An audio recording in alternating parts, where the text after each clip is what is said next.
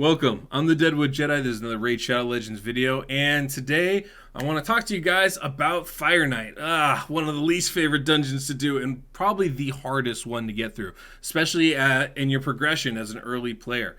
But there are some pretty established strategies of how to go about doing that, and I want to cover those with you today. Before we get into it, big shout out to my Patreons for their support. Cannot do this without you guys. If anybody out there would like some coaching, which I really recommend, or you want an account takeover, go ahead. You can find me on my Patreon. It's links in the description and the pinned comment of this video. It's also on my website, so pretty easy to find. And yeah, it's a great way to support the website, great way to support the calculator, and the work that I do if you like it. And I appreciate it very much. Enough that I will shout you out. I also want to make sure that I put out there, guys, if you like these videos, please hit that subscription button, hit the notification bell so you know when my next one's out. Like this video so more people can see it.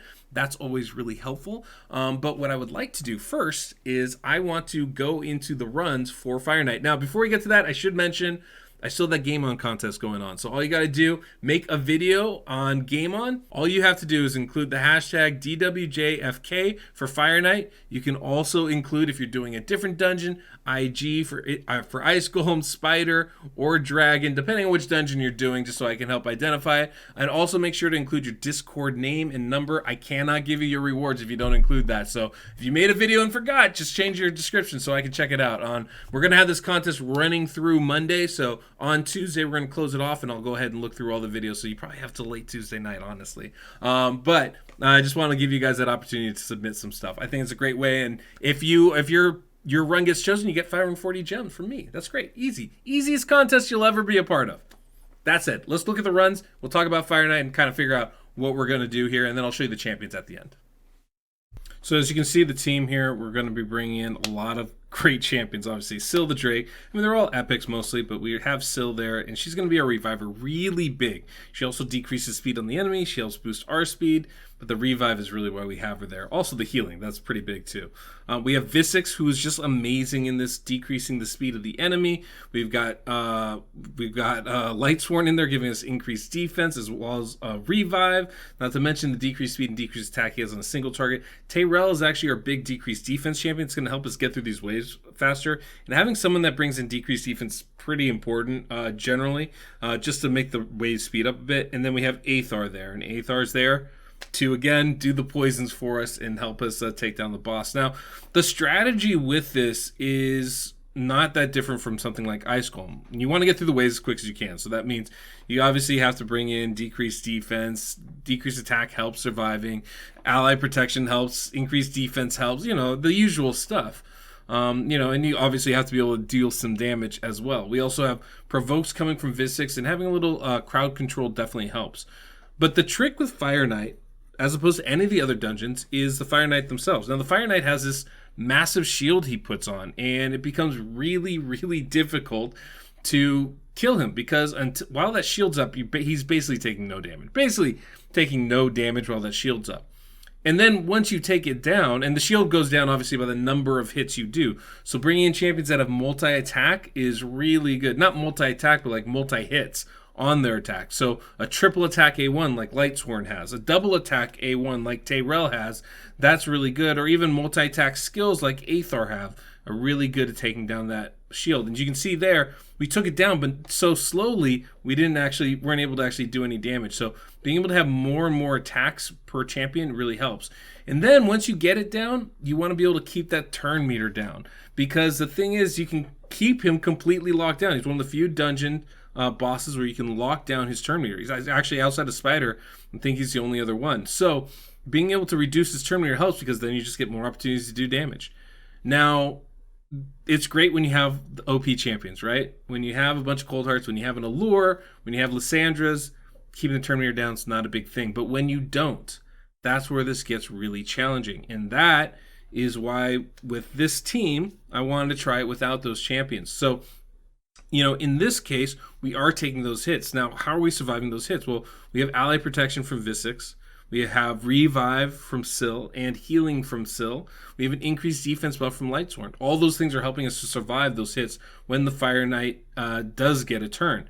Not to mention the revive from Lightsworn and the decreased attack, which is really big, making sure that we don't take so much damage from that Fire Knight shield that we are completely wiped out. Another thing that's generally important, now with this team, we're dealing enough damage where it's not an issue, but the Fire Knight heals up every time their turn ends. So getting a heal reduction on the Fire Knight is actually really helpful, especially for slower runs. And I remember when I was first doing Fire Knight, that's what kept me from surviving, was not getting those hits in. Now, in this next iteration, we take out, I took out Visix, and we took out somebody else. Who else did we take out? Well, we took out Visix, and we brought in we brought in Grizzled Jarl. Grizzled Jarl is not only going to give us increased defense, he's going to block debuffs. He's going to hit pretty hard too. He also brings us heal reduction, which is very, very nice. Another champion we're bringing in is Sylar, and Sylar is great for teams like this.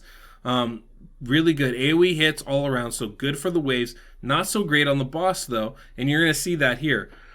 That's not an issue. But once we get to the boss, we actually struggle getting that shield down. Part of that is Grizzled Jarl doesn't do multi-hits. Sylar doesn't do multi-hits. So we have to make that adjustment, right? But what does Sylar do? Reduces turn meter, locks them down a little bit. And here you can see I skipped ahead a little bit because it just takes us forever to get through it.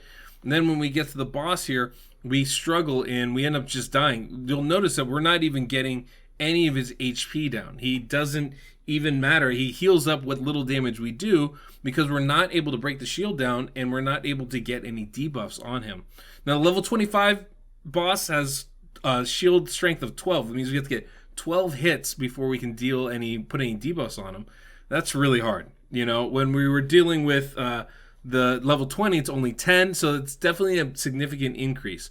It's something we can do, but not with these champions, right? Having one or two champions that can do multi-hits isn't enough. You need at least, really you need at least 3, maybe 4, because you want to be able to do it on one cycle through and knock that shield down and start reducing the turn meter. So this obviously did not work super well for us, and I end up just ending this run as a result. But there's a lot of great options, a lot of great champions we can bring in instead of this, right? So we want to look for champions that have multi-attack. We want to look for a variety of different debuffs. Heal reduction is actually really important. Decrease defense to get through the waves. Decrease attack so we don't take as much damage. And then raw damage, poisons, anything to take down the health of that Fire Knight once we do break those shields. Not to mention bringing in Revive or some kind of sustain. So increased defense is a great buff. Revive on death is a good buff. And obviously someone like Syl with the Revive is great. So decreased speed is really, really helpful. So in this time we take a different tact. Figured we're not getting multi-hits with Grizzled Jarl, we're not getting multi-hits with Sylar. Let's bring in Armiger. Let's bring in Rowan. Rowan is one of my favorite champions for this. She's a little stiff. It's a little hard because it's very difficult to keep her alive. So if we take damage, it becomes really hard. But with all these champions in here, with Syl to be able to revive her in case she does die, this team actually works decently well. And so I would say it's a pretty good team to bring in here. One of the things that Rowan does, she brings in a lot of poisons. She brings in a single target stun. She brings in heal reduction. So she does bring a lot of stuff, but again, low base HP, not our medium HP, but really low base defense. So she's very difficult to keep alive. So just got to keep that part in mind. But if you can use her, she's going to be really effective for these traditional type teams. Armiger is amazing. I mean, as an uncommon champion, one of the best for Fire Knight because he has multi-attack on his A1. He reduces turn meter on his A1. And his A2 is a pretty decent hit. Max HP strike. So all of those things make him very, very viable for Fire Knight. Now, this run, you can see this is one of the problems with these waves. They have a Gnarl Horn that puts unkillable on themselves. So you get stuck in a bit of a pattern. We had too much turn meter reduction, nothing to cleanse it off, so we kind of just repeated ourselves over and over again. Hopefully get through without running into the Gnarl Horn issue here. But yeah, most of the time I don't see that being an issue. I haven't had to actually run into this before. But we've seen these waves, so we're just going to kind of jump ahead till we get to the fire boss himself, and you guys can see exactly how we're dealing with that. Yeah, so here we go. We're almost to the end here, and you can see we're pretty effective. It's taken us about 4.5 minutes to get here, though. This is not a fast run. That's not how it's designed. It's not really what it's about, but it's going to be effective, and I think that's kind of what we're looking for here. We're looking for safe, we're looking for effective, Speed is secondary to that. Now, obviously, you can see we're getting multi-attacks in there. There goes Rowan's 4-hitter, which is really nice. You see we start getting that turn meter reduction. We get that decreased speed, decreased attack, and all of a sudden we're in a much safer spot. Also, we get that heal reduction out so that when the Fire Knight puts his shield back up, he's not healing back up, and that's going to be really, really important for us. And I think that because of that, it goes pretty quickly from this point on. Armiger does a great job of keeping that turn meter down, like a really, really good job. We get a little bit of turn meter reduction from Syl, a little bit from Tyrell as well, and definitely some from Lightsworn. So we're getting it kind of everywhere, which makes this a lot safer run. And that's kind of what I feel like should be our goal, right? Crack the shield as quick as we can and then keep that shield off. Don't let it come back. It's really the safest and most effective way. Also, because the shield's not on, we're just doing damage to the Fire Knight. Like, that's the fastest way to do it. If you have to rely on something else like reflect damage or counterattack, it makes the run just a lot slower. So, but yeah, you can see it's very, very effective. Now, in the next run, we are going to use a little reflect damage. So there you go. You can see victory, no problem. Rowan, wonderful champion. Hard part's keeping her alive. She had to be revived a couple times, but that's okay. Now here, I leveled up a Warden specifically for this, but he's real low level. He's only level 50 in this. We also brought in my Cold Heart in here. Brought in my Apothecary in here. Let's mix it up, right? Let's try some different things. Now, Warden brings a reflect damage buff, which is really strong against Fire Knight because every time it reflects, that counts as a hit against his shield. The best champion for this is obviously going to be Brogni. Brogni is going to be great for this. Why wouldn't he be great for this? Because his shields reflect, and so that's going to do the damage for you while still healing us up. It's kind of a good combination right there, and blocking the debuff. So even if he does break the shield, it doesn't matter. So there are some good ways to go about this. Cold Heart's of course great. Not only is she going to place all the buffs, like the debuffs we want, like heal reduction, poisons, decreased accuracy, and reduced turn meter, she's also going to hit hard, and that's always really nice too. So there's a lot of good things to like from her. Apothecary is going to keep us fast, also has a triple attack on his A1, so he's going to help knock that shield down quickly, which is very effective. And yeah, all in all, it's a wonderful, wonderful combination of a team. And it works really well. This is actually, I think, out of these runs that we've done, I think this might be the fastest one. Now, you do see Cold Heart went down there. Having Syl there to heal, or to revive, pretty nice, guys. I do recommend it if you can. I will say this, Warden too, I have some accuracy on him. He has an AoE decreased attack. That is useful. So we aren't fully reliant on Tyrell for that. That means we could replace Tyrell easily with somebody else too. And there's tons of flexibility with this. The one thing you want to be careful of is affinity. Don't bring in somebody that's weak affinity and is just going to get clapped by these waves. That's probably not advisable. You're not going to want to use Skull Crusher for level 25, for example. But level 20, he can work, you know. It's all about making sure that the affinity matches your champions. There's a lot of Void champions that are really good at this too. So those are always good options as well. But yeah, affinity is going to have a major, major impact on this. So you can see here, Cold Heart getting that 4-hitter is really nice. We do break that shield. We get the decreased speed. We get the heal reduction. Both those are massive. And you can see the shield went down so much because of the reflect from Warden. It's pretty simple. We're going to be able to kill this guy. No problem. Now, we don't have as much turn meter reduction. So that's going to be the big thing. The boss is going to get some turns here, and that's where that reflect damage from Warden is going to really come in. I hope I have that right, Warden. But there you go. Look, the shield's already down to 6 by the time we are, by 7 by the time we go, and so we're able to break it down and get at him a lot faster, and that's going to make it a lot more effective. If we don't break his shield, his hits become a lot harder too, so it's real important to be able to knock those down as much as we can. And yeah, that's the team. That's the run. You can see here, it's pretty effective. I mean, Warden's good. It's not fast, right, like we were talking about, but 6 minutes is definitely faster than some of my other runs. So let me show you the champions that I was using. So we have Visix here.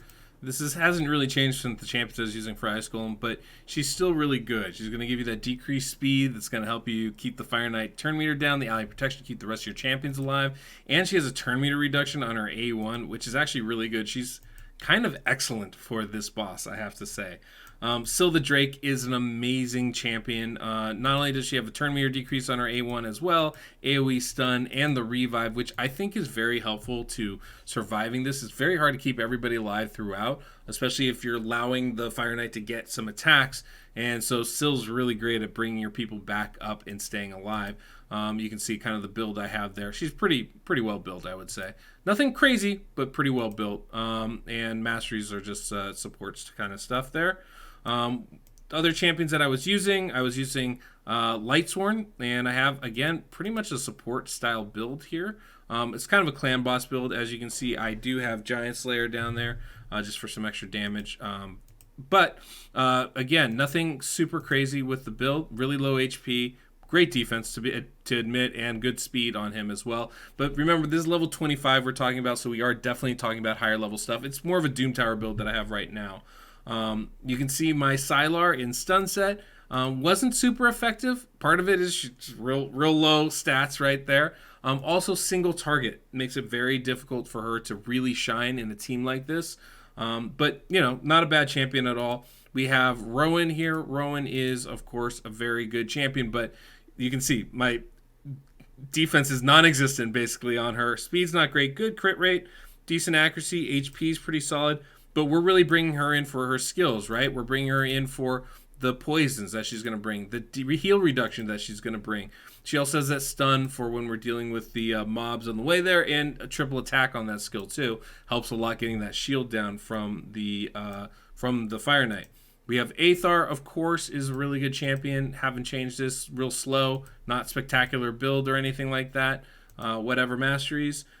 We have champions like Grizzled Jarl that I was trying out there, who's going to be pretty decent. I haven't built pretty well. Lots of defense on that. No crit rate, though, as kind of the trade-off. Accuracy's okay. Would probably want that up. We do want for him to land his heal reduction right there. That would definitely help. And I also don't have him fully booked. You can see I've never prioritized that. I don't really use him for that. I use him in Clan Boss, so that wasn't really a major thing I was looking for. Tayrel, again, same build as before. Pretty low HP, relatively. Decent levels, actually, for HP and defense, and really good damage he's dealing with solid accuracy there. We have, who else did I use? We also had Armiger. Armiger's a great champion for this, obviously. Got to get that speed up. That is kind of important, being over 200 speed, just to stay ahead of the Fire Knight boss. But you can see, defense level's not high, HP level's not high. We do have the accuracy, the crit rate, and all that is just to get that turn meter down. Now, if you guys, I mean, there's plenty of champions you guys can bring in for this. Like I said, my game on video, I'm going to have my build that I use currently, and it's my fastest run so far. It's not crazy fast, but it's what I'm using. But when you're doing like level 20, guys, the champions you want to bring in Coldheart, man. Just amazing champion for this. Even at 25, she's still going to be really, really good. And the reason why are those skills. She has heal reduction. Yay, we need that, right? Decreased accuracy doesn't hurt. Poisons don't hurt. And of course, the turn meter reduction here is huge. So she's definitely one of those champions you'd like to bring in. Apothecary is a fantastic champion because he's got a triple attack on his A1. And that's really, really big. So definitely a champion that you guys would want to look at there. There are, of course, other champions like those reflect damage champions. We picked out Warden here. I really do not recommend using Warden.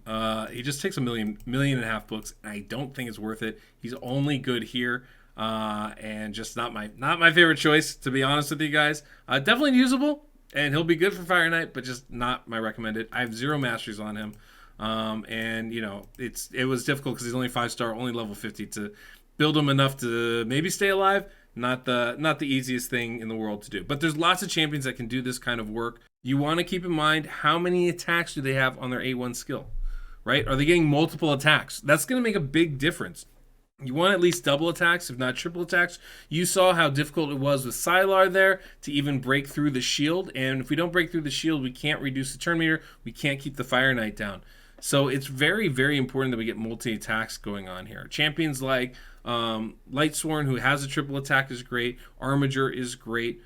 Champions like Apothecary are wonderful for this type of thing. Stag Knight's a really good champion, not because he has multi-attack. That's actually the detriment here. That's why Tayrel can be a better choice. But what Stag Knight does bring, decreased speed, decreased attack, decreased defense, all skills that we would like to get on that boss. Getting decreased speed out there is really, really big to make sure that he doesn't outpace our turn meter reduction. And I mean, I don't think it can be said strong enough. Turn meter reduction is the key to beating the Fire Knight, especially at lower levels. I think it's really, really big. You don't have to do it that way, right? You can do it with a combination of like poisons and HP burn and just surviving, but it is difficult. And I was using Syl the Drake, kind of showing you guys how you can do that. But if you paid attention to that last run, we got a lot of that HP of the Fire Knight down because we were just keeping the turn meter down. And it's such an so much easier way to go about, you know, beating him, I think, is with that turn meter reduction. So that's definitely one of the approaches I would be taking to this. You know, you want to get that decreased attack so he doesn't kill you with his skills. You want to get the decreased defense